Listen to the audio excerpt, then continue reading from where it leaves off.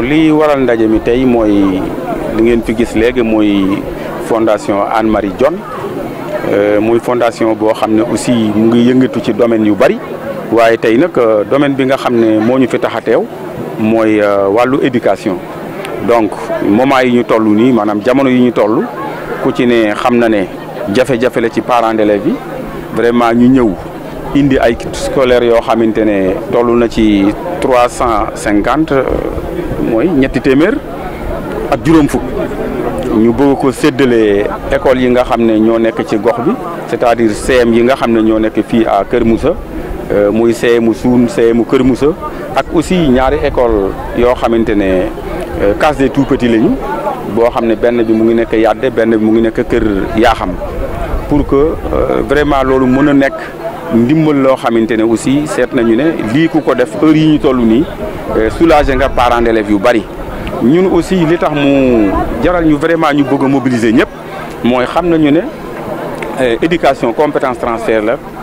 collectivité locale yi lañ ko dénk te peut-être seen moyens yi motewul pour ñu war a mën a def lépp ku ñëw nag def lii wax dëgg yàlla yaakaar naa ne indi na loo xamante ne tey ci wàllu éducation vraiment ñu ngi leen ci sant di leen ci gërëm ndax it fondation bi waxoon naa ko c'est pas la première fois daaw defoon na ko cérémonie bi mu amee woon fële Pout ñu def ci lu mel nii wala lu ko ëpp tey bu ñu ñëwee aussi def lu mel nii ci gox bi loolu li muy wane rek mooy fondation bi nekkul loo xamante ne tey lay soog a ñëw di am loo xam ne mu ngi ko fiy def waaye loolu lépp nag comme ni ko wolof yi waxee tàgge boo gis am na jàppal ma tiw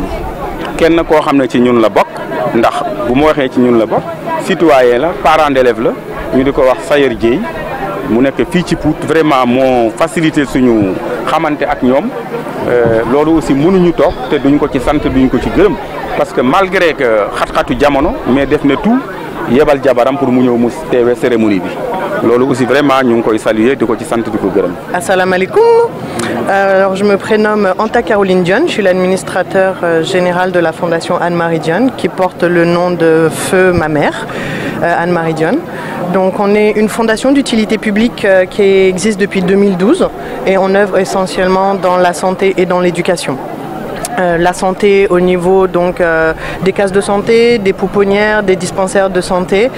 de l'hôpital de Lantec pour les enfants atteints donc de cancer, donc en oncologie pédiatrique.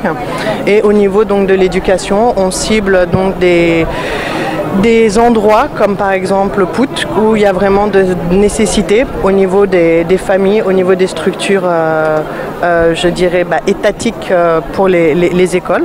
Donc pourquoi le choix de Pout? Bon, je dirais que c'est plus un choix d'abord sentimental. Ça fait maintenant 2-3 ans qu'avec donc deux amis, Sayer Dieye, comme l'a dit Monsieur le maire, et Talambeng, qui me parlent régulièrement de Kër Moussa, de Pout, etc. Et donc en fait, petit à petit, on s'est attaché. Et on a décidé de venir en aide à cette localité qui a de réels besoins.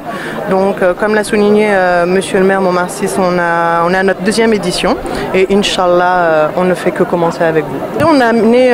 en tout un peu plus de 700 sacs, aussi bien pour les CM, les primaires et les cases de tout petits.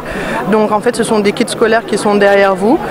qu'on va vous présenter tout à l'heure en totalité. Mais par exemple, pour les tout petits, vous avez, bon, tout le monde a un sac à dos avec des gourdes, avec le matériel de niveau de peinture, coloriage, feutre,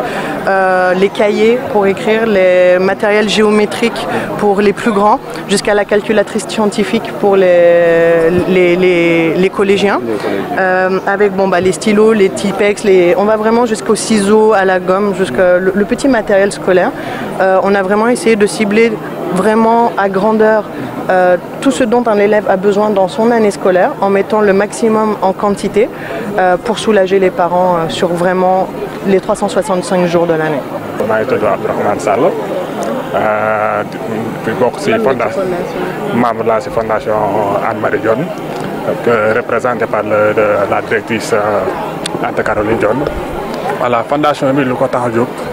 d'abord ñu ko créé en 2012 donc fondation bi lu ko tax a jóg mooy dimbali néew di doole yi ci wàllum éducation ci wàllum santé donc loolu moo ko doxatu donc depuis 2012 ñu ngi œuvré ci ak offre sociale yi mel nii donc pratiquement def nañu région yu bëri pratiquement yàggul rek bu ñu jógee Kaolack donc Kaolack démb rek lañ jógee au niveau du département de Pikine donc instant yi ñu ngi fii à Thiès plus précisément à Pout pour def acte bu mel nii defoon nañ ko daaw dañ ko renouveler waat rek pour wane ni œuvre sociale boo xam ne